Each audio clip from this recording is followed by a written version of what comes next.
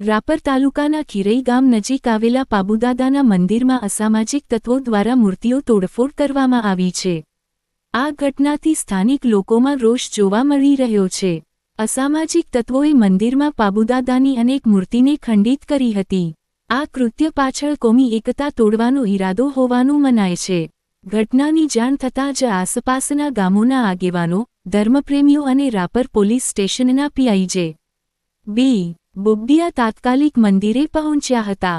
તેમની સાથે તાલુકા પંચાયતના માજી પ્રમુખ હમીરજી સોડા, ગૌસેવક જગુભા જાડેજા અને લાલુભા જાડેજા સહિતના આગેવાનો પણ ઉપસ્થિત રહ્યા હતા।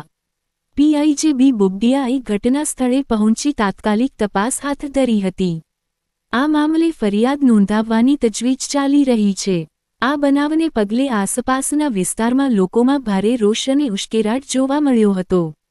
આવા જ સમાચાર જોવા માટે અમારી ચેનલને ફોલો કરી લેશો, શેર કરશો, લાઇક કરશો। આભાર।